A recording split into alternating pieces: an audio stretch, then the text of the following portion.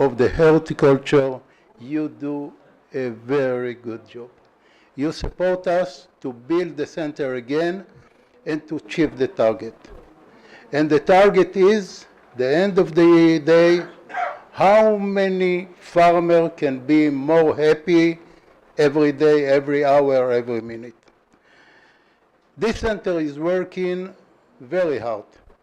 Just last year, passing year, 13,000 farmers, which is came, get lessons, get extension, see the project, and understand, then they can complete and they can improve themselves and coming to the right level and to the right income. I would like to make my speech shorter and to explain what is make India and Israel the longest project in cooperation. Why we are here and why you get our support, technical support. Because we feel we are in the right place, we are in home. India is our second home. And the people is coming from day to day and try to give support and try to share the knowledge. We are not closing any knowledge in Israel if we're talking about India. India is the first priority. And I hope that there is not putting in the newspaper, then you are the first priority, but in fact this is the first priority. If you are looking on our budget in Jerusalem, and you see how it's split, for 90 countries, which is Israel, is operate, India get more than 50% from the budget. But this is not for newspaper and this is not for the media, please. But this is the truth. Last week we finished one seminar in Haryana, which was international seminar, because we invited people also from the neighbor country to participate in the seminar. And today we have 4 experts here. And we are very happy that we are here, and I hope you get interesting lecture and interesting day, and we continue and we promise to support you as much as we can. So, Apka Dana Vat, thank you very much.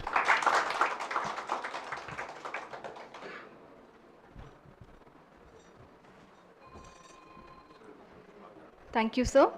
May I invite Ms. Tammy Ben Haim, Consul General of Israel to South India, to deliver a special address.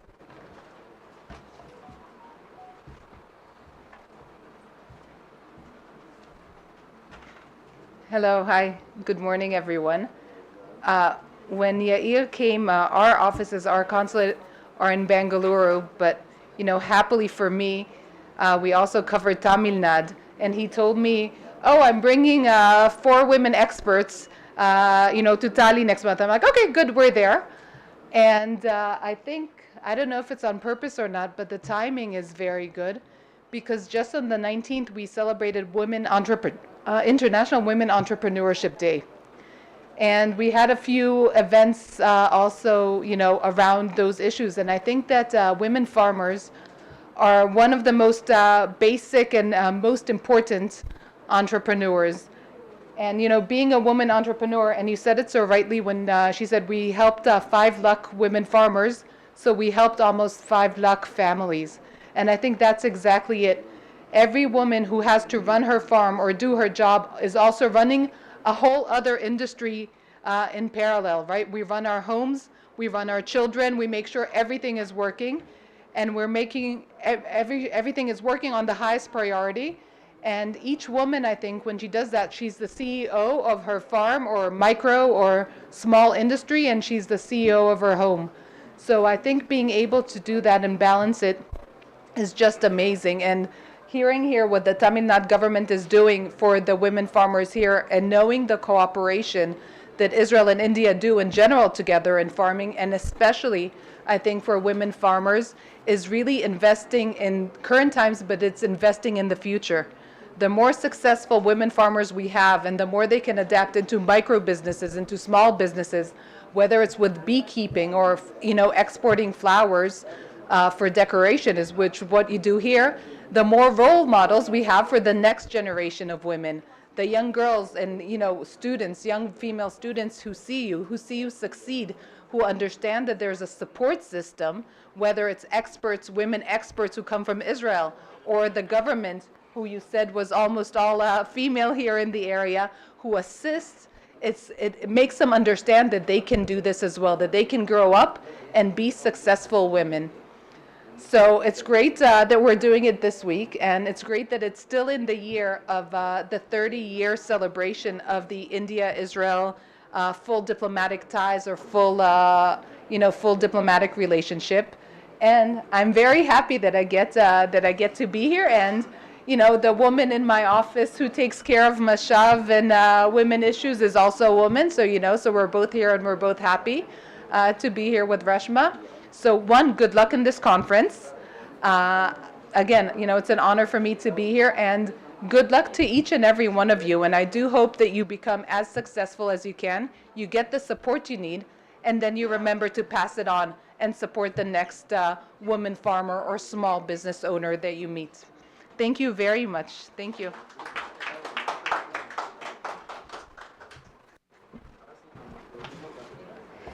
Thank you, madam.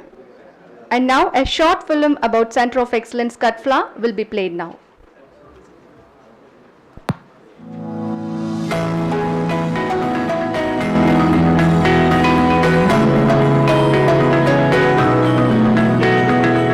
Under the Indo-Israel Agriculture Project, the Center of Excellence for Cut Flowers was inaugurated on 6/12/2017 with a budget outlay of Rs 8.8 crores under the scheme National Horticulture Mission, spread across an area of 22 hectares. The Center of Excellence for Cut Flowers is equipped with the following latest technical components: poly greenhouse, shade nets, ornamental plant production nursery, demonstration fields for open field cultivation with mulching and weed mat, automated fertigation system, post-harvest management equipment, cold storage unit, pre-cooling unit, tissue culture unit, mist chamber unit. This Center of Excellence for Cut Flowers disseminated the Israeli technologies in protected cultivation, thereby helping the farming community to cultivate cut flowers in an area of 10,23,000 square meters under protected cultivation in the Krishnagiri district. It has transformed the farmers into entrepreneurs. It has also given employment opportunities to thousands of laborers directly and indirectly. The subtropical climate prevailing in Tali area is very conducive to cut flowers, but the very low groundwater level in this area hinders growth. By adopting micro-irrigation techniques developed by Israel with automated fertigation, the area of open field flower cultivation has also improved with increased productivity. The technology transferred to the farmers to overcome photoperiodic problems in the flower production, especially in chrysanthemum, has given opportunities to flower growers to increase the quantity and quality of flower production. The utilization of mulching and weed mats helped farmers to reduce cost of cultivation by 30 to 40%. The intervention of cold storage and pre-cooling unit facilities to increase the shelf life of cut flowers through various other schemes along with the Center of Excellence technologies have expanded the market, thus exporting 8 to 10 crores of roses per annum to various countries worldwide. So far, 12,000 farmers have been trained in this center in various improved flower production technologies, which is a very encouraging and positive sign of the wonderful efforts made by the Center of Excellence for Cut Flowers towards flower production technologies, and the future looks very bright.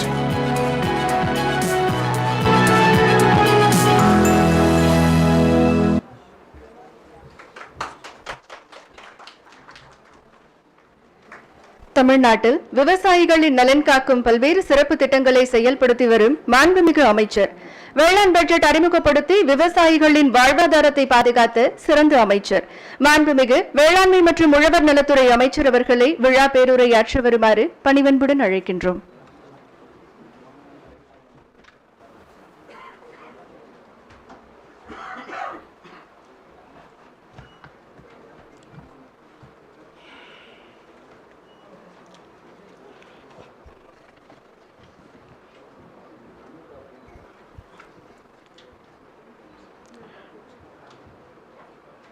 நிகழ்ச்சியில் தலைமையேற்று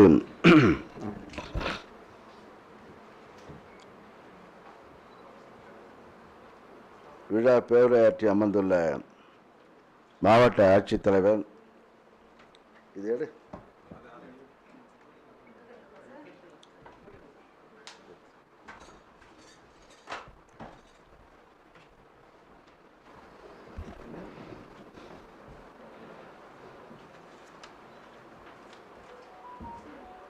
மாவட்ட ஆட்சித்தலைவர் ஜெயச்சந்திரா பானுரெட்டி அவர்களே, நிகழ்ச்சியை ஏற்பாடு செய்து உள்ள சந்திக்கின்ற ஒரு நல்ல ஒரு வாய்ப்பினை உருவாக்கி தந்து விழா பேராற்றி அமர்ந்துள்ள தோட்டக்கலைத்துறை இயக்குனர் டாக்டர் பிருந்தாதேவி ஐஏஎஸ் அவர்களே,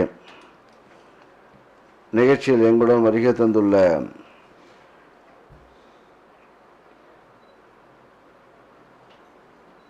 ஓசூர் சட்டமன்ற உறுப்பினர் நண்பர் பிரகாஷ் அவர்களே,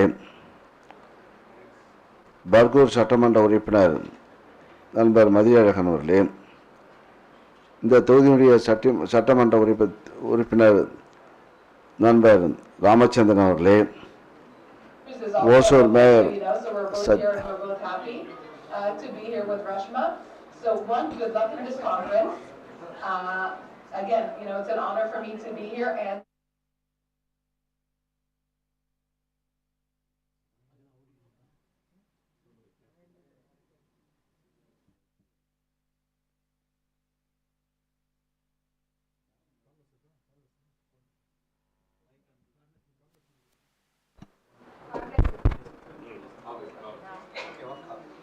அந்த இது டெலிகாஸ்ட் நிறுத்துங்க. அதை மேயர் சத்யா அவர்களை சத்யாவை பேர் சொன்னாவே இதாகிடுச்சு. மாவட்ட ஊராட்சி தலைவர் மணிமேகலை அவர்களே மற்றும் சீனிவாச ரெட்டி அவர்களே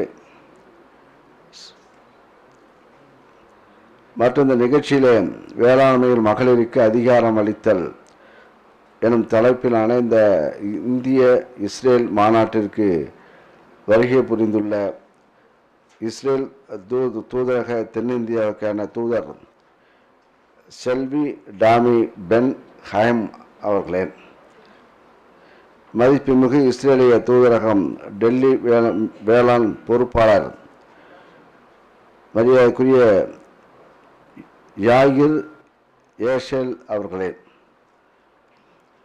மற்றும் நிகழ்ச்சியில் கலந்து கொண்டுள்ள நாட்டின் பல்வேறு பகுதிகளிலிருந்து மாநிலங்களிலிருந்து குறிப்பாக மகளிர் பிரதிநிதிகளே வந்திருக்கிறார்கள்.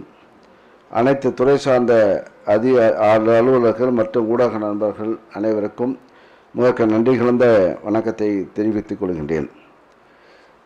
மகளிருக்கென்று உலகமெங்கும் பல்வேறு தளங்களில் நிகழ்ச்சிகளும் செயல்திட்டங்களும் நடைபெற்று வரும் இக்கால சூழ்நிலையில் நம்முடைய தமிழ்நாட்டிற்கு இஸ்ரேல் நாட்டை சார்ந்த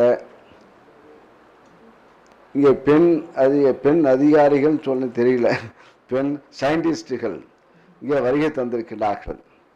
நம்முடைய நாட்டை சார்ந்த பல்வேறு மாநிலங்களை சார்ந்த சயின்டிஸ்ட்களும் நம்முடைய மாவட்ட தமிழகத்தை சார்ந்த கல்லூரி மாணவர்களும் இங்கே கலந்து கொண்டுள்ள அந்த பயிற்சி பெறுவதற்கு பயிற்சி அளிப்பதற்கு இஸ்ரேல் நாட்டை சார்ந்தவர்கள் இங்கே வந்து மகளிர் தந்திருக்காங்க. இன்னும் சொல்ல போனால் நம்முடைய நாட்டில் இங்கே பெண்களுக்கு 50% இடஒதுக்கீடு கொடுத்த நாட்டில் நம்முடைய முதலமைச்சருடைய நாட்டில் இன்றைய தினம் பெண்களுக்கு இந்த விவசாய இஸ்ரேலுடைய டெக்னிக்கை பயிற்சி வைப்பதற்கு இங்கே வருகை தந்திருக்கிறார்கள். இது நல்ல ஒரு முயற்சி. நல்ல ஒரு விவசாயத்திலும் அவர்கள் அதிகாரத்திலும் அங்கே 50% பெண்களுக்கு கொடுக்கப்பட்டிருக்கிறது. இப்போ விவசாயத்திலும் பங்கு பெறுங்கள். அதுவும் இங்கே நவீனமாக இன்னும் தண்ணீரை சிக்கனமாக கடைப்பிடித்து அதன் மூலமாக இங்கே விவசாயத்தை உற்பத்தி செய்கின்ற ஒரு முயற்சி இஸ்ரேல் நாட்டுடன் கிட்டத்தட்ட 30 ஆண்டு காலமாக இது தொடர்ந்து இஸ்ரேலுக்கும் இந்தியாவுக்கும் ஒரு தொடர்பு என்ற அடிப்படையில் இங்கே வந்து அதனுடைய முயற்சியின் பலமாக நம்முடைய விவசாயிகள் பணப்பயிரை பார்க்கக்கூடிய ஒரு வாய்ப்பு கிடைத்திருக்கிறது. இப்போது நாங்கள் வரும்போது இப்போ 4 இடங்களிலே பார்த்து வந்துவோம். அது நவீனமாக அது இஸ்ரேல் டெக்னாலஜியை கொண்டு இந்த அதேபோல் கொய் மலர்கள், அதேபோல் தாவரங்கள், அதேபோல் காய்கறிகள், பழங்கள் இதெல்லாம் உற்பத்தி செய்யக்கூடிய முறையை நாங்கள் பார்த்துக்கிட்டு வந்துடுவோம். அதே போல் பொருளாதாரத்தை முன்னேறக்கூடிய அந்த மாவட்டம் கிருஷ்ணகிரி மாவட்டம் பொருளாதாரத்தை முன்னேறக்கூடிய ஒரு வாய்ப்பு இந்த போன்ற ஒரு டெக்னாலஜி மூலமாக வரக்கூடிய ஒரு வாய்ப்புகள் பெற்றிருக்கிறது. அந்த பயிற்சியை நம்முடைய இதை இன்னும் சொல்லப்போனால் இங்கே டைரக்டர் இருக்காங்க. இப்போ டைரக்டரோட சொல்கிறேன், இப்போ எப்படி இந்த கிருஷ்ணகிரி மாவட்டத்தில் மட்டும் இந்த கிளைமேட், இந்த கொய்மலர்கள் அதிகமாக ஒரு லாபம் பெறக்கூடிய ஒரு விவசாயம், தோட்டக்கலை பயிரிலே ஆர்டிகல்ச்சர் பயிரிலே வந்து அதிகமாக லாபம் பெறக்கூடிய ஒரு வாய்ப்பு. இதே விவசாயத்தில் அதிக லாபம் பெறுவது என்பது கொஞ்சம் குறைவு. அதிகமாக லாபம் பெறுவது ஆர்டிகல்ச்சர் தோட்டக்கலை துறை மூலமாக. அது இப்போ இது போன்ற கிருஷ்ணகிரியில் என்ன செய்யலாம், இந்த பூவை கொய்மலெல்லாம் உற்பத்தி செய்து, ரோஜாக்களை உற்பத்தி செய்து, அப்படியே பக்கத்தில் இருக்க கேரட் இங்கே உற்பத்தி செய்து, தக்காளி உற்பத்தி செய்து இங்கே கர்நாடகத்துக்கு செல்லக்கூடிய ஒரு சூழ்நிலை இருக்கிறது. இதுக்கு அருகில் இருக்கிற இது மற்ற மாநிலங்கள், மற்ற மாவட்டங்களில், இது கொடைக்கானல் பகுதி, அதே போல் ஊட்டி பகுதி, அதே போல் தேனி மாவட்டம், இது போன்ற குளிர் நிறைந்த இங்கே மாவட்டங்களில் இது போன்ற பயிர்களை, இது போன்ற பூக்களை உருவாக்க வேண்டும் என்பதை இந்த நேரத்தில் நான் தெரிவித்துக் கொள்கின்றேன். அதே போல் இது போல வெளிநாட்டுக்கு சென்று பயிற்சி பெறுகின்ற திட்டமும் தோட்டக்கலைத்துறை மூலமாக ஒரு வாய்ப்பு இருக்கிறது.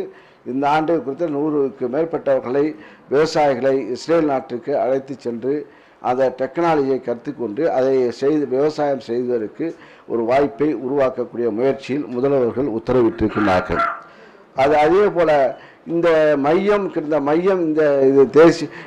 இந்த மையம் உருவாக்கப்பட்டு கிட்டத்தட்ட 56 ஏக்கர் நிலத்தில் இந்த மையம் உருவாக்கப்பட்டு இந்த பயிற்சி அளித்து கிட்டத்தட்ட பயிற்சி இந்த மையத்தின் மூலமாக பயிற்சி மட்டும் கிட்டத்தட்ட 7837 விவசாயிகள் இங்கே இந்த முறையை பயிர் சாகுபடி முறைகளை பயிற்சி பெற்றுள்ளார்கள். அதேபோல் வெளிநாட்டர்கள், வெளி மாநிலத்தை சார்ந்தவர்கள் கிட்டத்தட்ட 2929 நபர்கள் வருகை புரிந்து தொழில்நுட்பங்களை இந்த மையத்தின் மூலமாக இங்கே பயிற்சி அளிக்கப்பட்டு அதன் மூலமாக ஒரு பொருளாதார முன்னேற்றம் வரக்கூடிய ஒரு வாய்ப்பு உருவாக்கப்பட்டிருக்கிறது. இந்த முயற்சி மேலும் இங்கே வலு ஊட்டுவதற்கும் புதிய முறைகளை, புதிய டெக்னாலஜிகளை இஸ்ரேல் நாட்டினர் இந்த மக்கள், இந்த மாவட்டத்தின், இந்த தமிழகத்திற்கு, இந்தியாவுக்கு பயிற்சி அளிப்பதற்காக இந்த கருத்தரங்கம் இன்றைய தினம் துவங்கப்பட்டு அதை அங்கே ஆரம்பிக்கின்ற ஒரு நிகழ்ச்சியிலே நல்ல நிகழ்ச்சியிலே கலந்து கொண்டு ஒரு வாய்ப்பு அளித்தமைக்கு நான் மகிழ்ச்சி அடைகின்றேன். இந்த இஸ்ரேல் நாட்டு இதனுடைய நம்முடைய இந்த யூனிட் இதே போல் நம்முடைய ரெட்டியார் சத்திரத்திலும் தமிழகத்தில் கிருஷ்ணகிரி மாவட்டத்தில் தளி தொகுதியில் இந்த பகுதியில் ஒரு இந்த பயிற்சி மையம், அதே போல் இண்டோ இஸ்ரேல் பயிற்சி மையம், அதே போல் திண்டுக்கல் மாவட்டத்தில் இண்டோ அந்த ரெட்டியார் சத்திரம் பகுதியிலே இது போன்ற பயிற்சி மையம் உருவாக்கப்பட்டிருக்குது. அங்கே உருவாக்கப்பட்ட அந்த ரெட்டியார் சத்திரம், ஒட்டஞ்சத்திரம் இந்த பகுதியெல்லாம் காய்கறிகளை அதிக அளவில் உற்பத்தி செய்கின்றார்கள். குறைந்த நீர், எங்கள் பகுதியெல்லாம் காவேரி டெல்டா பகுதியில் தண்ணீர் அதிகமாக இருக்கிறது, அதை சிக்கனப்படுத்த வாய்ப்பு தேவையில்லை. ஆனால் இங்கே குறைந்த தண்ணீர் இருக்குது, நிறைந்த பொருளாதாரத்தை உருவாக்கக்கூடிய ஒரு டெக்னாலஜி இந்த இஸ்ரேல் மெத்தேடை இதுக்கு தான் கடந்த 30 ஆண்டு காலத்தில் இது பயிற்சி பெற்று இந்த பல பல கோடிக்கு பலாயிரம் கோடி அளவிற்கு ஏற்றுமதி செய்யக்கூடிய ஒரு வாய்ப்பு உருவாக்கப்பட்டிருக்குது. இந்த முயற்சி மேலும் செம்மைப்படுத்துவதற்கு இன்றைய தினம் இந்த கருத்தரங்கம் இங்கே பயிற்சி பட்டறை நடப்பதற்கு நான் மனமார்ந்த வாழ்த்தையும் நன்றியும் தெரிவித்துக் கொண்டு இங்கே என்னுடைய உரையை முடித்துக்கிறேன். நன்றி, வணக்கம்.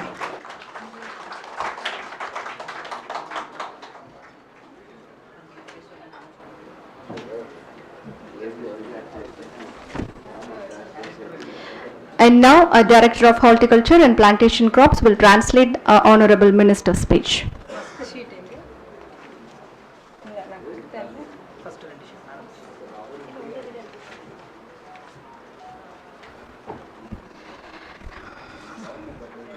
This may not be the very perfect translation of what our Honorable Minister has delivered now, but it is the approximate version. Our Minister is fond of doing extempore speech, though we have given a set of 100 pages to him to talk on this subject, and he is not usually our ministers are all, they want to communicate with the people in a very direct mode, that's why. I immensely welcome the District Collector, Mr. Jayachandra Banu Reddy, Director of Horticulture, Dr. Brinda Devi IAS, and the people representatives who have accompanied me, Huzur MLA Mr. Prakash, Bargur MLA Mr. Madhyalagan, Tani MLA Mr. Radhakrishnan, Huzur Mayor Mr. Satya, District Panchayat Chairman Manimekle, Mr. Srinivasa Reddy, and the Consul General of Israel to South India, Ms. Selvi, Ms. Tammy Benheim, Agriculture Attaché from Israel, Mr. Air Yeshel, and all the women scientists from all over the world, and scientists from our universities, from our country.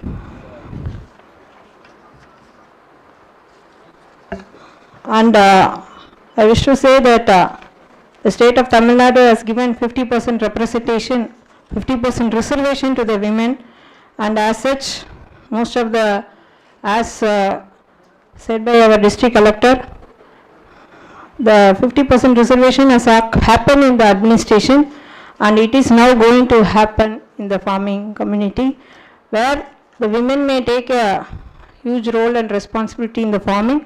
As such, they may go for more economy oriented farming, and in turn they will become the entrepreneurs. And because of the 30 years Indo-Israel cooperation, the water conservation farming has happened in Tamil Nadu, which has made the farmers in Tamil Nadu become the entrepreneurs. With the Israeli technology, cut flowers, vegetables, fruits have been developed, and Krishnagiri has become one of the economically developed prosperous district in state of Tamil Nadu. Because of the horticulture producers, income has been doubled, and farmers, instead of going to the agriculture crops, have gone to horticulture crops. Carrot, tomato, cut flowers, which has been very popular in Krishnagiri as well as in Nilgiris and Nindigal districts, has to be, the technology has to be transferred to other parts of the district, and for this we require much of the technical inputs and supports from the state of Israel. And under the guidance of our Honorable Chief Minister of Tamil Nadu, we wish to send 100 farmers to Israel this year if possible, so that they learn the technical know-how, they know mainly on the water conservation subject, and they become entrepreneurs as the farmers of Krishnagiri. From the Center of Excellence, Pali, training has been given to 7,837 farmers, and 2,899 from people from all across the world. And because of this, economic empowerment has happened, and because of this, a great impact has been achieved in this area.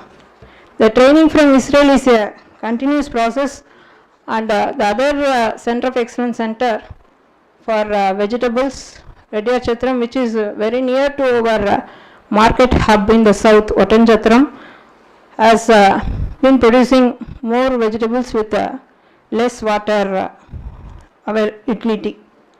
Whereas where we have got much water, that is the Kaveri Delta parts of Tamil Nadu, we have got huge water, but the profit to the farmers, the income from the farming is very less.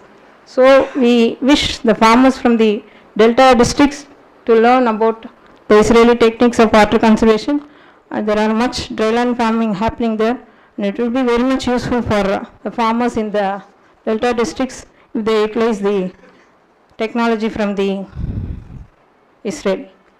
We wish that these kind of approaches to be continued in the further future, and we are very much thankful to the Israeli people who have come to have to train our people.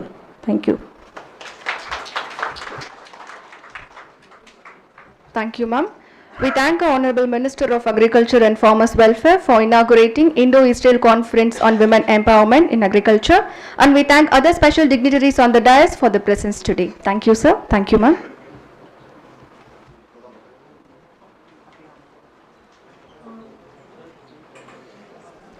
Kindly requesting other dignitaries to be seated in the respective seats. And in another 10 minutes, we are going for the short tea break. So kindly requesting other special dignitaries in the conference hall to be seated in the respective seats. Thank you.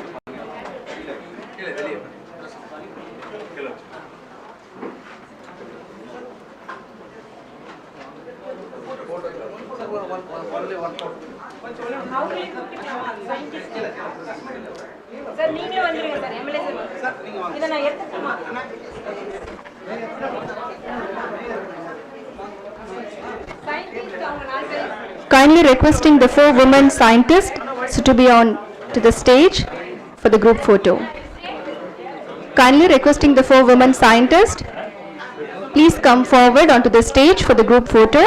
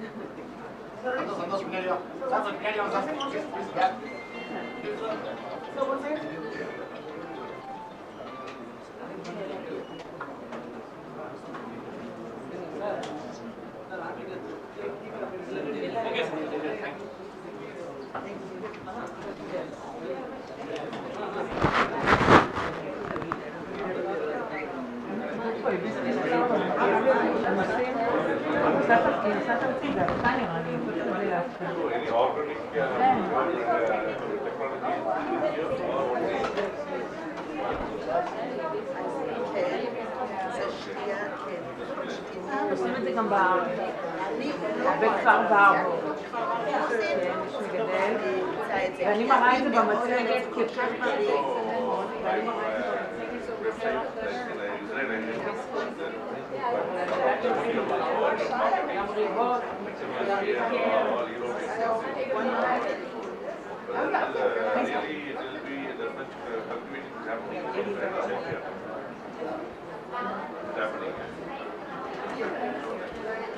Thank you. You will be stationed here or? Second.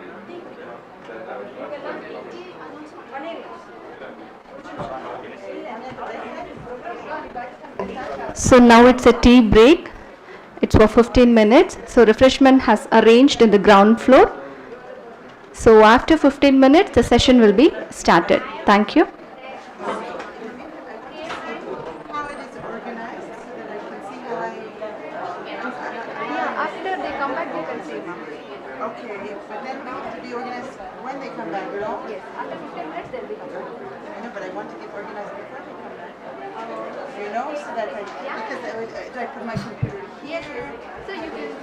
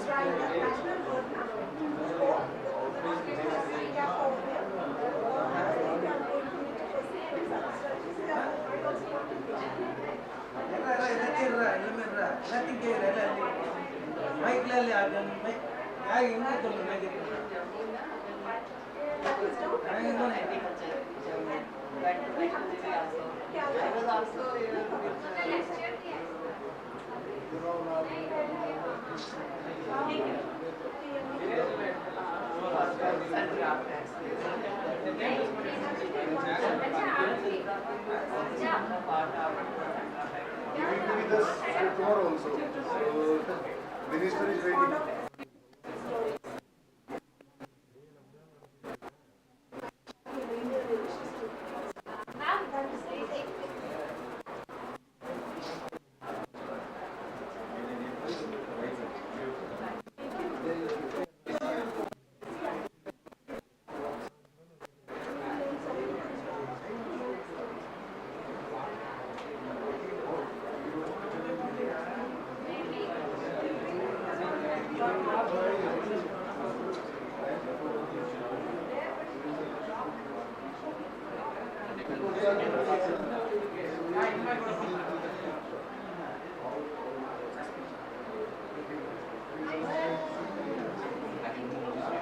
Yes.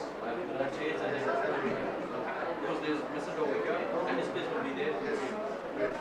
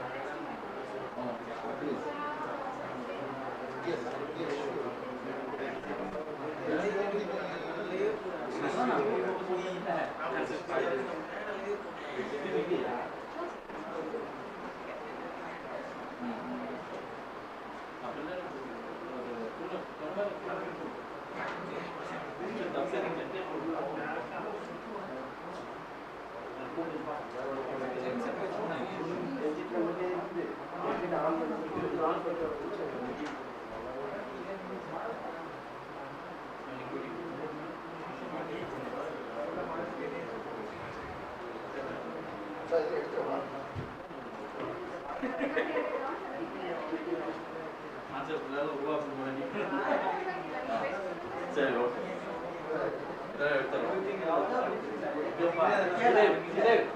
இதே கொஞ்சம் கூப்பிடுங்கப்பா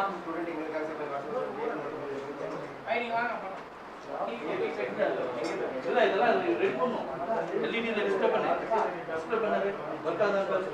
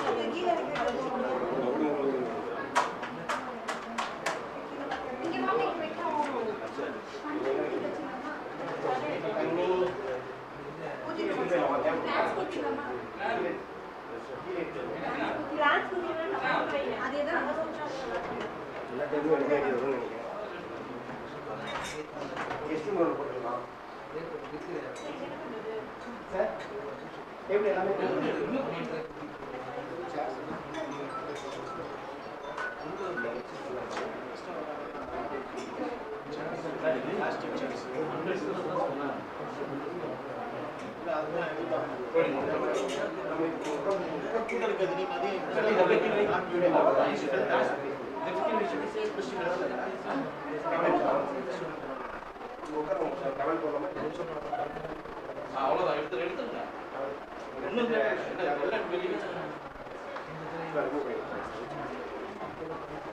கீழே கீழே வச்சு கீழே வைங்க மூணு வைக்குமா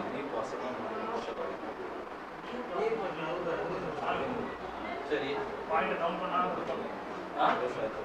okay point down இந்த டிவிஸ்ல டிவிஸ்க்கு பின்னாடி வர ஆமா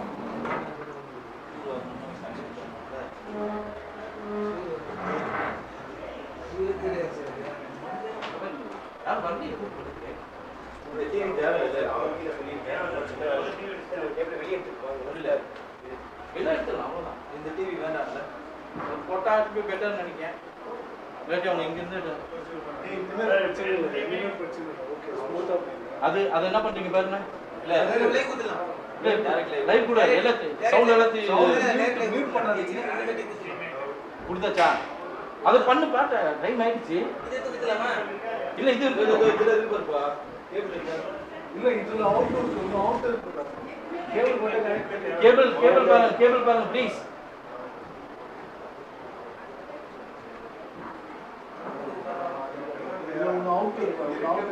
அந்த டிவியில் அவுட் இருக்குல்ல ரெண்டு செட் போட சொல்றா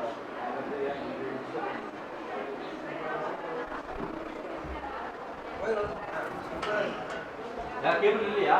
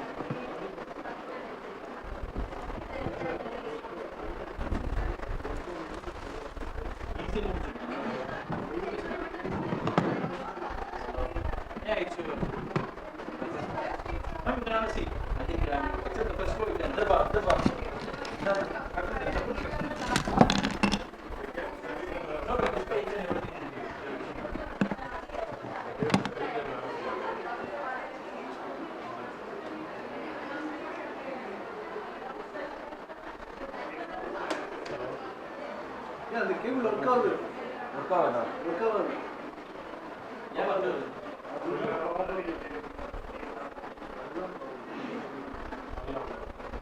இந்த கேபிள் நல்லா தான் இருக்குது. சரி கனெக்ட் பண்ணிக்கலாம். சரி கனெக்ட் பண்ணிக்கலாம். ஃபோன் வைப்பா. ஃபோன் வைப்பா.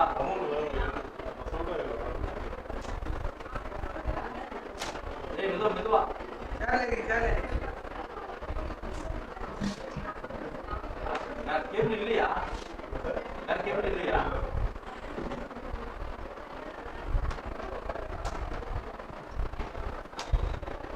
சரி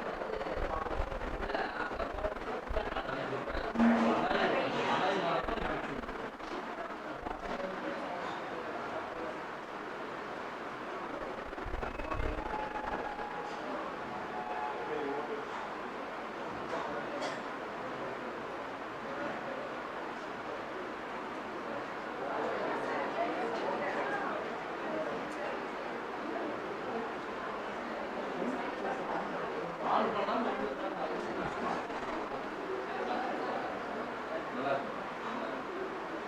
நான் நேற்று முடிச்சு இந்த ஜென்ரேட் ஆன் பண்ணி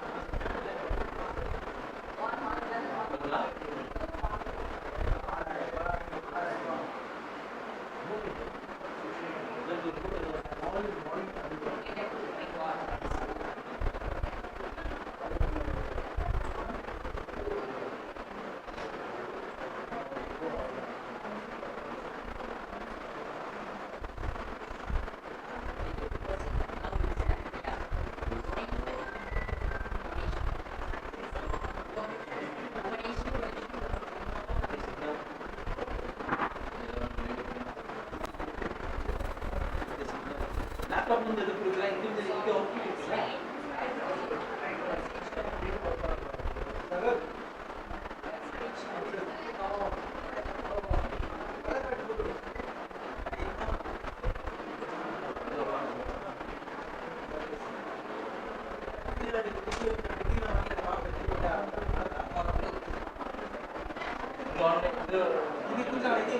ஆன்லைன் வந்துருச்சு அங்கே போகல வயர்லாம் வந்து சிக்னல் வரலம்மா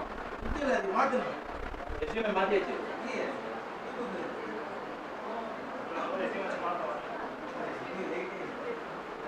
அவரே connect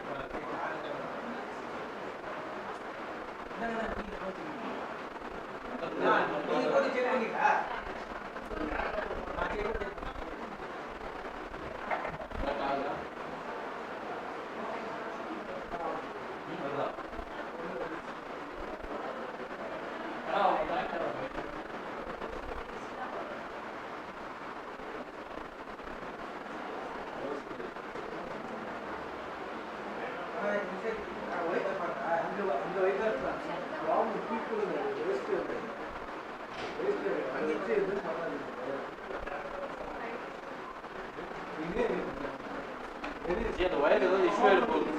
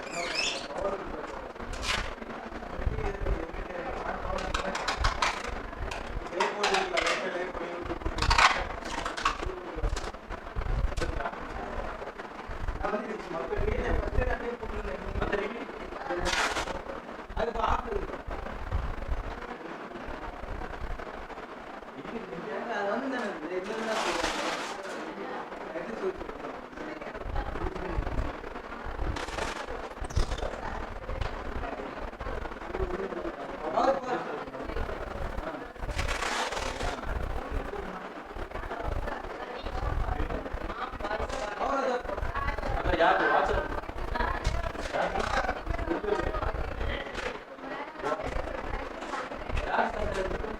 tapi apa nih? Ada kira kira di sini.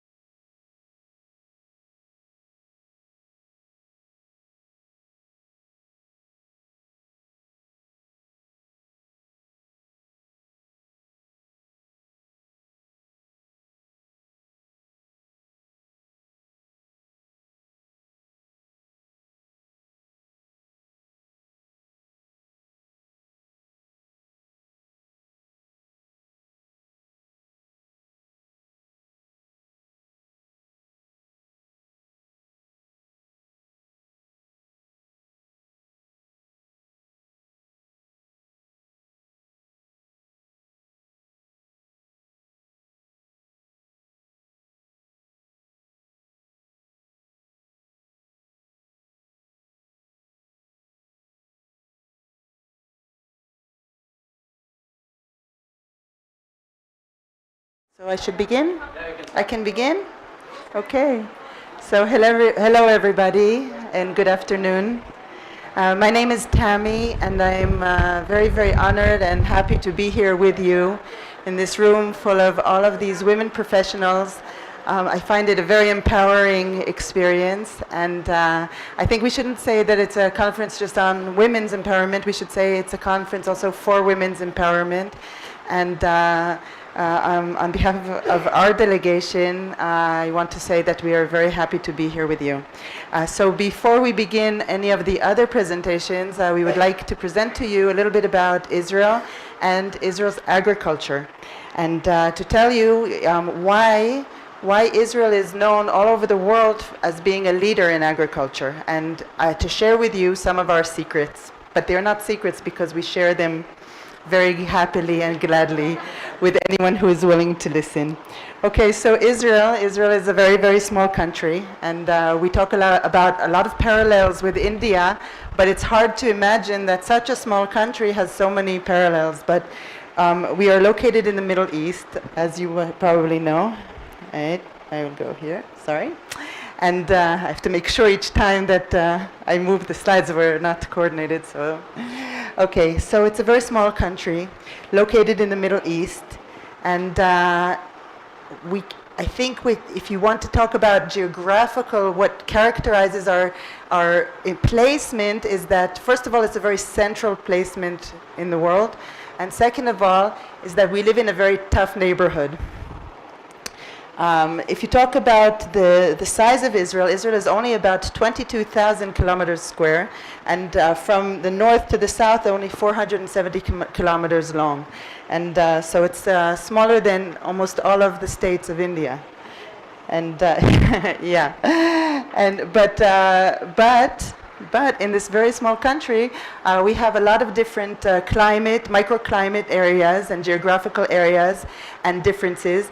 And this is one of the things that have really helped us when it comes to the different agricultural production areas that we specialize in. Okay. If we talk about rainfall, being in the Middle East, it's a country that is 2/3 desert. And in most of the areas, you can see that most of the rainfall in 2/3 of Israel, most of the rainfall is less than 300 millimeters per year. So, but as I said, we have different climatic areas.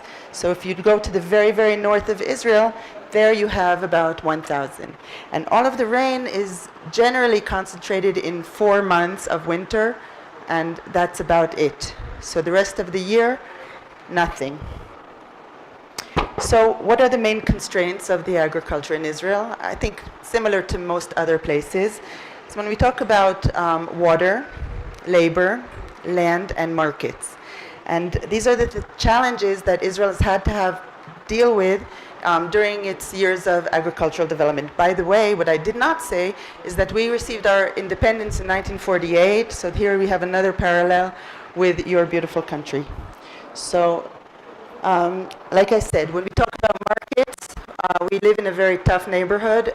For many, many years, and even today, there's very little or no commerce across the borders of Israel. There are some differences, some cases, and today maybe a little bit more, but Israel had to become self-sufficient and food secure. And this is one of the main drivers of the Israeli agricultural development. Another constraint is the land, and we're a very, very small country, and they're very, very densely populated. So if you look here on this, you don't see it on this pointer, huh? It doesn't show on the screen. So if you look on this map, you can see that in the central area of Israel, it's very, very densely populated. This place that is left blank is Judea and Samaria, which is what we call the West Bank, the territories, okay, that are partially under Palestinian Authority control and partially under Israeli Authority control. Okay, and so if you look here, and this is one of the The problem is that even if we want to develop, we have a lot of urbanization going on and competition between the agricultural land and the land that is destined for the municipal areas in Israel. We have about 9.3 million people living in Israel, out of which 74% are Jewish, about 21% are Arab, and only 5% are other religions or groups. The next constraint, and the main one, and the one that we talk about a lot, is the water constraint. And in Israel, we have three main natural water sources, and that is the Sea of Galilee, the coastal aquifer, and the mountain aquifer. And the problem in the distribution of the water is that 80% of the water is located in the north, and when you see this small dot here, this is the Sea of Galilee, and this for many years was the main source of fresh water for all of Israel. Okay, so 80% of the water is located in the north and only 20% in the south, but then again 65% of the arable land, or the land that destined for agriculture, is in the south. So what to do? So when we have water scarcity, the approach had to be very encompassing. Okay, so first of all, we have to talk about better water management and distribution. Then we have to talk about efficient use of the water resources that we have, but they're still not enough. So then we need to think about creating new water sources. It sounds a little bit like, how do you create water? But you can, and we will talk and show you how. And then also the reuse of the existing water that we have. And finally, the use of water that was maybe considered for a long time as unusable. And now I will explain a little bit about that. Okay, so first of all, the management and the distribution of the water. In Israel, the water, like the land, is considered the property of the state. So even if you have a farm, you cannot go and dig your own well. It doesn't happen. The water belongs to the state, which gives the state all of the rights, but also the responsibilities. So every farmer or every farm has to have the water arriving to the edge of the farm in the best quality, and the best quality needed for agriculture. And I'll talk about what best quality means in a minute. And this is the responsibility of the state. The second thing is that we created a water authority, and it took many years and ups and downs, but the water authority is the only authority when it comes to the management of the water, including the pricing of the water, because in Israel water is not free, and the price that is paid by the farmers and by the population, depending if it's water for agriculture or water for domestic use, but the price that is paid, every farmer, no matter where they are in Israel, they will pay the same price for the water, for every metric cube. Okay, and some of the farmers are located very near to a very good water source, so the price of pumping and delivering the water is lower than some other farmers, maybe who live in the south in the desert. Sometimes over there you need to drill a whole kilometer in order to get to a water source. Very costly. The drilling, the pumping, the delivering, or maybe sometimes that water is not of the best quality, and it needs to be, and you need to bring water from far away, and this farmer will pay the same price as the next farmer. So it's the management, and it's the pricing, and all of this is the best way to ensure that everyone in Israel receives the water and receives it at the same price and at the same quality. And then the second thing is how to deliver. Remember, I told you that 80% of the water is in the north, but 65% of the lands that we want to irrigate are in the south. So in 1953, the leaders of the state, now they still have 3 years in office, they do not want to undertake a long project because they will not be there to get credit for it at the end. They will not be there to cut the ribbon. So the people who undertake this kind of a project They are visionaries. They are not politicians. They may be there, they may not be there, but they are doing it because it's very important for the state.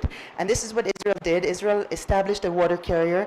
At the time, it cost $1 billion. Today, a $1 billion project is costly, but nobody thinks, wow. But in 1953, 1954, it was wow.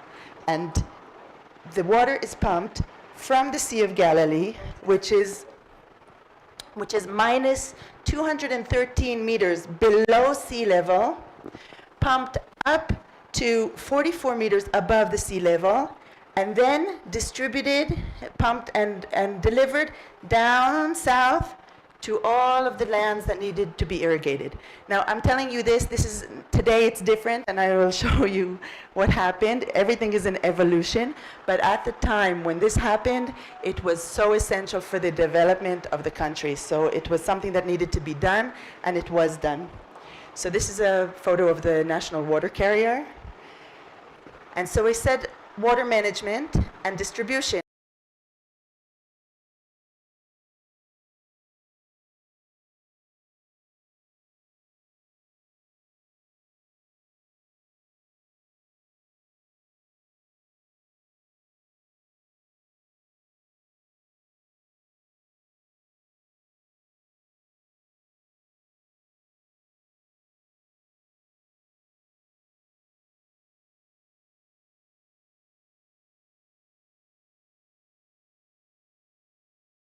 Understand and to develop drip irrigation.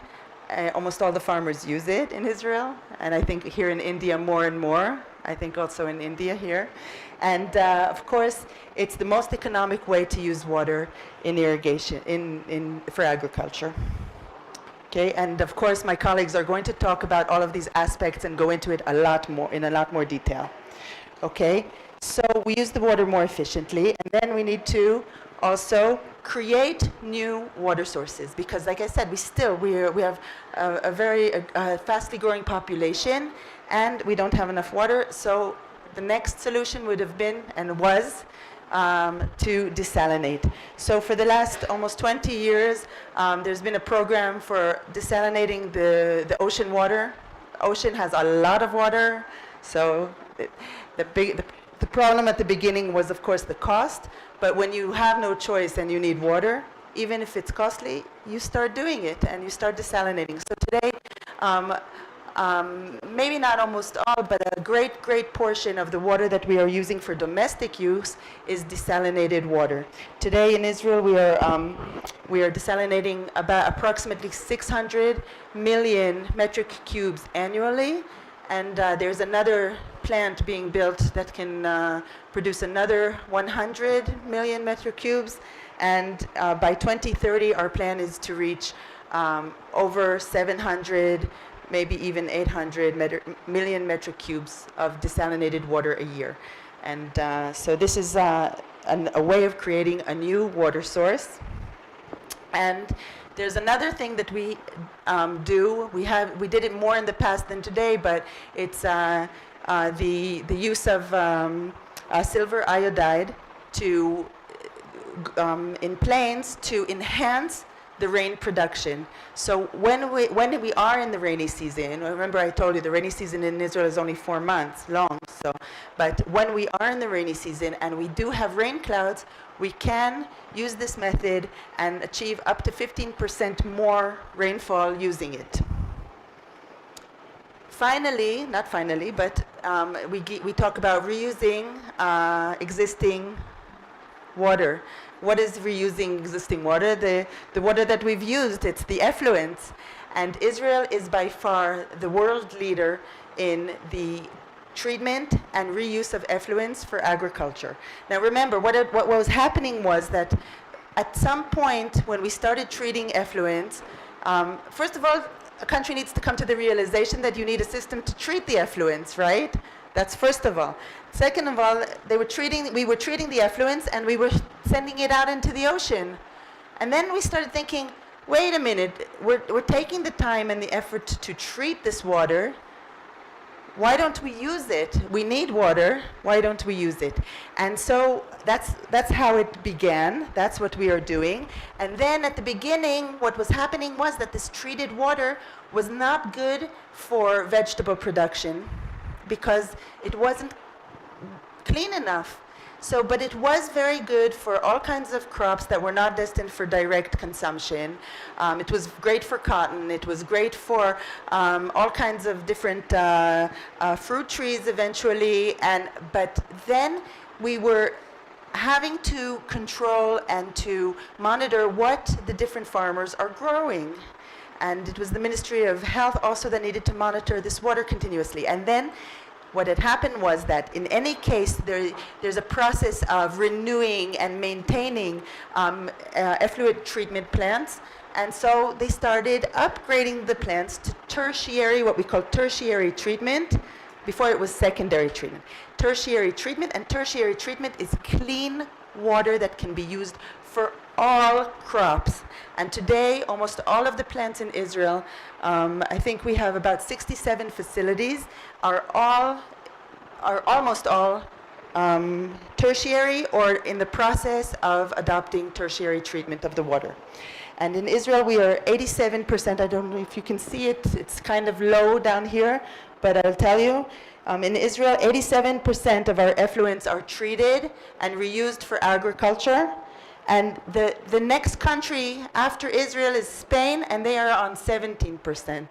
Just to tell you, we are by far a world leader on the treatment and reuse of effluents for agriculture. And finally, and this is a much smaller portion, but it's also very significant, is the ability to use water that we thought or that was deemed unusable. And what does this mean? It's like brackish water, saline water, that is not good for most crops. So we found, and we do find, varieties that are adapted to saline water. What you see here is an example. Oh, sorry about that. What you see here is salicornia. It's just an example. It's a crop that can be irrigated with saline water, and it's very popular, and it's exported. So the farmers who have adopted this particular crop, they are making a very good living on a specialty crop that allows them to use water that nobody else wants to use in any case. So that's like the developing of varieties. And also the second thing is the mixing of this very saline brackish water with high quality water to get a water that is acceptable in terms of the level of salinity, and that can be used for many other crops as well. Cherry tomatoes, for example, it was found, and this was something that was found through research, and I don't want to say accidentally found, but the cherry tomatoes are much sweeter when you use water that has some salinity to it. Not a lot, but some. So this is as far as that. So if you look overall from the creation of the State of Israel until today, so the series says 2010, but up until today, we have increased the agricultural productivity about 4.5 times per unit area and 4 per cubic meter of water. So with the same cubic meter of water that was used 50 years ago, today we can and do produce 4 times more. The other limiting factor, and this is something that is always being dealt with, is the labor. Because in Israel, labor is very, very expensive. It's a limiting factor for when you consider, because when we talk about farming, always what we're talking about is an agro enterprise. And we are not producing only the things that, farmers are not producing the things that they like to produce to eat. They are not producing what their parents or grandparents produced. They are producing whatever it is that they deem is going to bring them the best income. And so it's a business. And so one of the things that when you have a business is to consider the costs of labor, and the cost of labor in Israel is quite expensive. If you look here, the total labor force in Israel, it's a little bit higher than this now because this is a bit old, but it's, let's say it's about 3.6 million, but only less than 6% are employed in agriculture in any way. I'm not even talking about direct labor. I'm talking about also the support. To talk about the improved efficiency, I would say that if in the past, when Israel was first established, people came and got a farm, they got a tract of land, they got maybe 2 chickens, a cow, and and over the years, they had programs that subsidized different various aspects of activities for farmers who were willing to join certain governmental programs. But today there's almost no subsidy at all, but there is one aspect where farmers still can get significant subsidy, and that is when they are willing to bring into their farm different kinds of labor-saving technologies.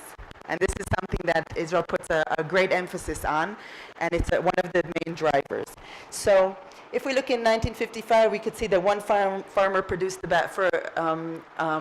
enough food, let's say, for about 15 people. It's what we call subsistence farming. But today, in Israel, as in other developing countries, for about 130 people. Okay. One other driver of agricultural development is what we call the kibbutz. In Israel, we have 2 forms of rural settlement. One of them is the moshav, which is like a regular farm I'm telling you about, and one is the kibbutz. The kibbutz was established way, way before the state of Israel by young people who were moved to come back to Israel at the very, very end of the 19th century and the very beginning of the 20th century. There was the movement of the modern Zionism. It was actually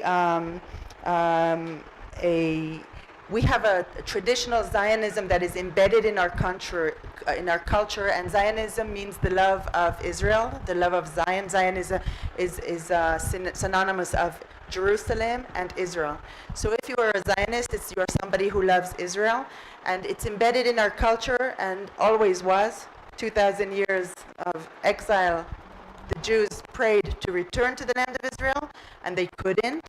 But in the late 19th century began a political movement of Zionism, the modern Zionism, and it was a force to get people to come.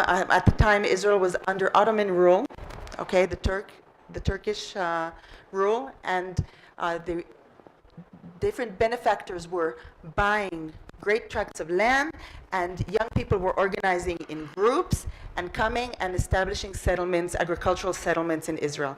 And these original agricultural settlements were a collective based on pure socialist ideology.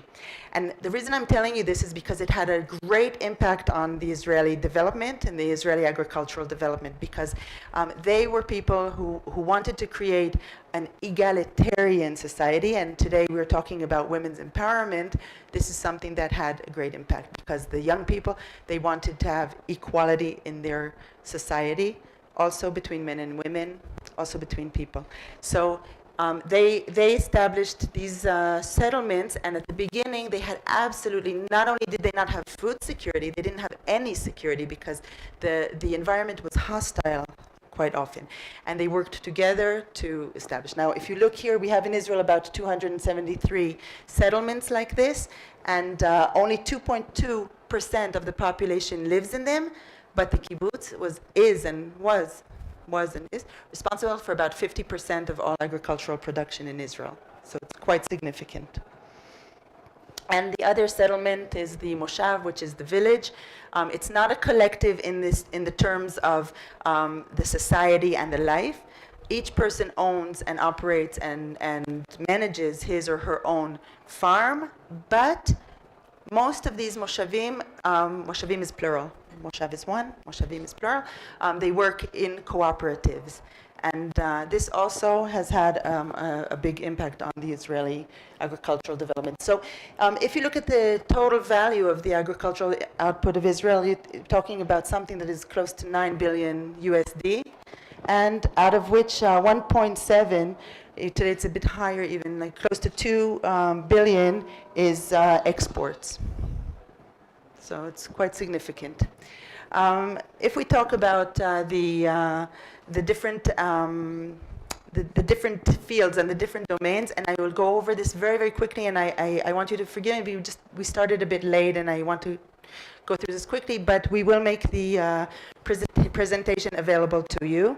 So if we talk about the different aspects, what characterizes it is that we have a huge variety of different vegetables, of different crops, of different types. And if we talk about vegetables, then a lot of the vegetable production is done under greenhouses. The Israeli farmer, what characterizes the Israeli farmer is that Israeli farmers are open to change. And this is something that is different than most countries. Open to change, and if one crop is not working, if one crop is no longer profitable, they are open to trying new varieties and new crops, and especially in vegetables and vegetables for export. And in order to export, all the time, the Israeli production has to correspond to the strictest international standards. So this is for vegetable production. We do a lot of field crops, and what characterizes the field crops is that it's done on larger tracts of land, a lot of mechanization that is used for it, and the floriculture, which my colleague Shosh is going to talk about, which is also, in the past was a very strong industry, and today a little bit less, but still had a very important impact on the development.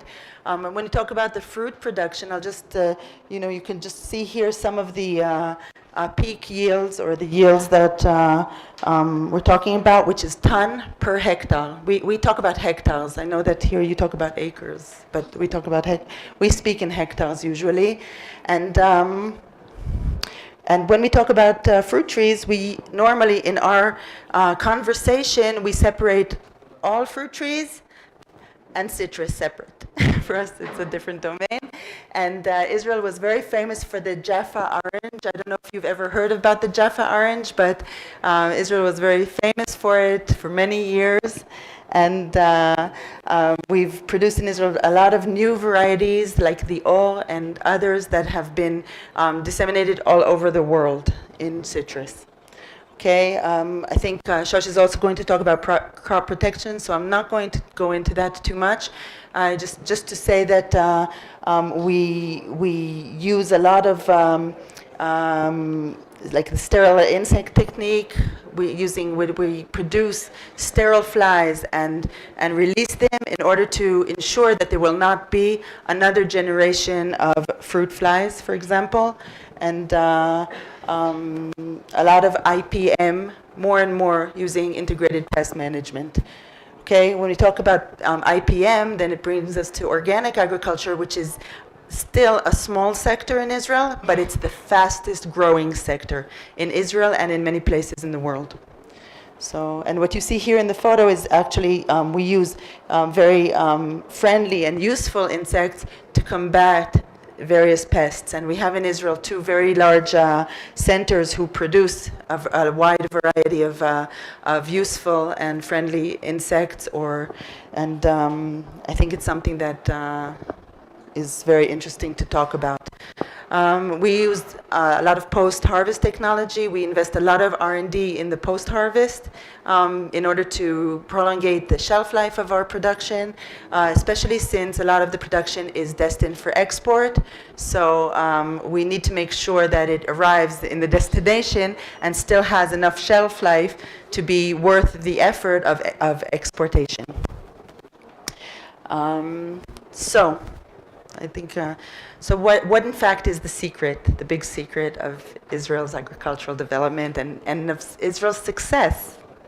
And this is something, you know what this is? You know tabula rasa?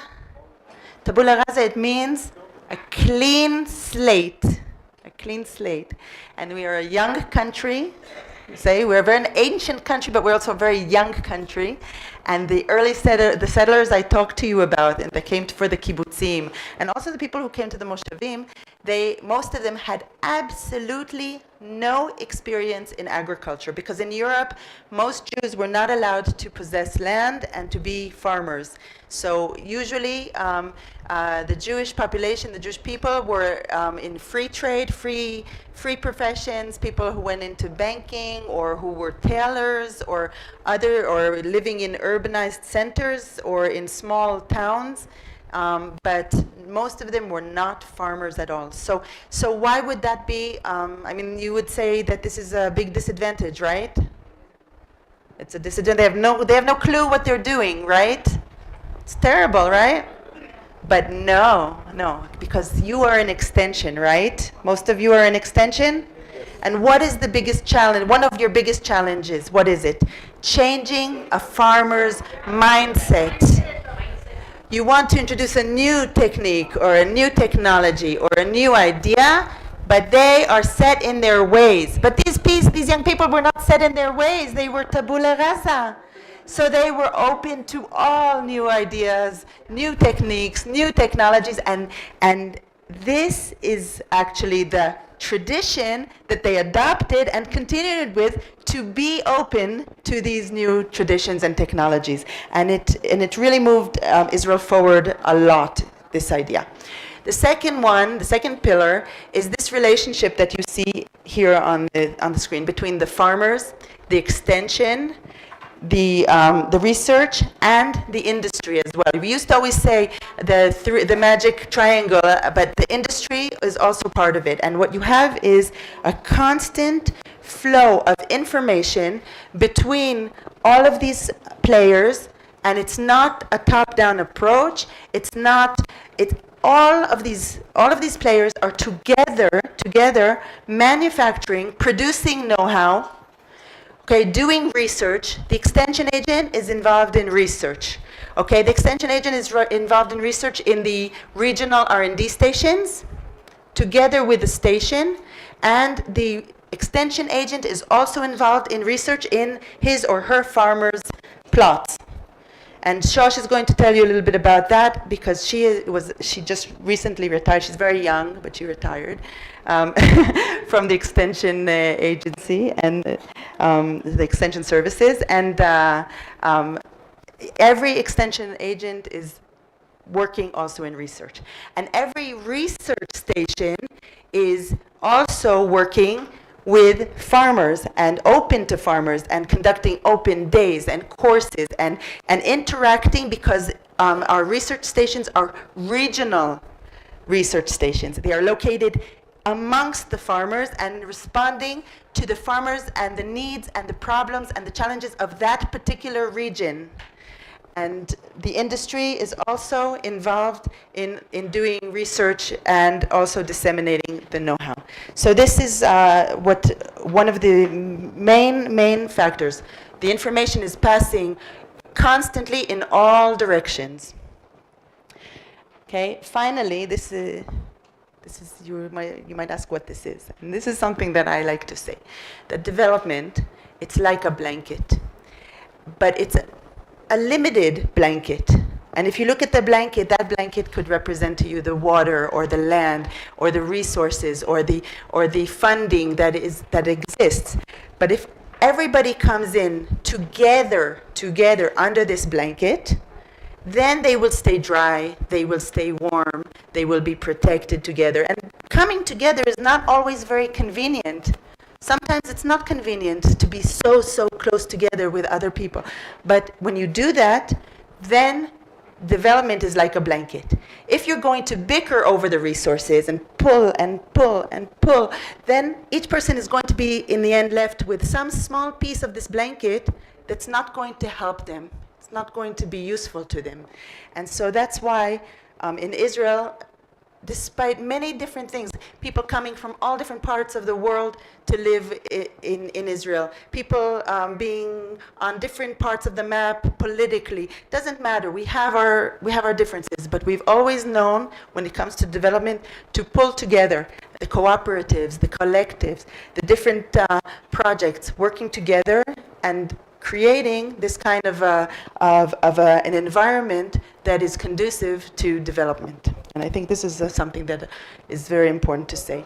And finally, like I said, I don't know if you know the history of the Jewish people, but in the year 70, we were exiled from Israel, from our country, and dispersed among all the nations, including in India, for example. Me personally, I was born in the United States. My mother was born in the United States, but my maternal grandparents, my grandmother's from Russia, my grandfather from Sicily, my paternal grandparents are from Poland. My husband was born in France. His mother's from Morocco. His father's from Algeria. So this is the Jewish people. This is the Israeli people. And this kind of a thing has created something that we call the Jewish mind. The Jewish mind is the mind that for many generations has learned the Torah, what we call it the Talmud. And the Talmud is a kind of a learning that allows you to challenge the authorities, to think outside the box, to take information that comes from many, many different places, because in the past people were closed in their society, but Jewish people had always contact with other Jewish people in many other different places, so they became aware and open to other ideas. So thinking outside the box, being open to ideas, and this is something that has contributed a lot. So this kind of a thinking has brought us to the innovation, the word innovation, to innovate a lot in agriculture. And what you see here is just an example. I'm going to show you exactly what you see here is some research in netting, different colored netting, which affect the radiation, and the quantity, the quality of the radiation, different shading percentages, and so on. Protection from insects, of course, and this is just one example. Okay, if we talk about precision agriculture, and this is something that we talk about a lot today, and my colleague Tal is going to talk about some of those aspects. What you see in this photo, it's of course just an example. You see here thermal imaging, which allows, if before we were talking about adopting the technology of irrigation, now we're talking about managing this technology, monitoring it in a precise way. I'm talking to the level of each individual plant. You will know if each plant in your field is doing well, if your plant is happy, if your plant is getting enough water or enough nutrients using precision agriculture. So I'd like to end here to remind you that Israel did not develop its agriculture despite the adversity and the difficulty, the lack of natural resources, the difficult climate and the difficult neighborhood that we live in. No, it wasn't despite this that it's thanks to this that Israel developed this successful agriculture. So thank you, and thank you for listening. And I think this was just the opening, and my colleagues will continue and give you different aspects throughout the day and tomorrow. And again, we're happy to be here with you. Thank you.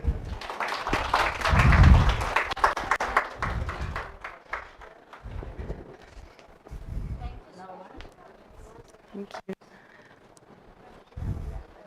זה בסדר? תודה.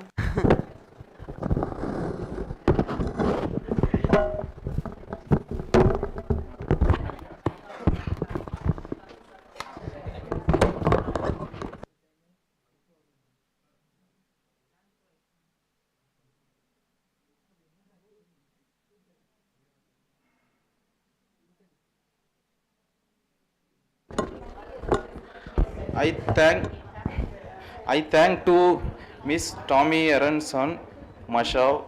I thank to Mashav on behalf of Director of Horticulture and Plantation Crop, Government of Tamil Nadu. So I thank to Miss Tommy Aronson, given wonderful, precious lecture to our delegates. So this is lunch time.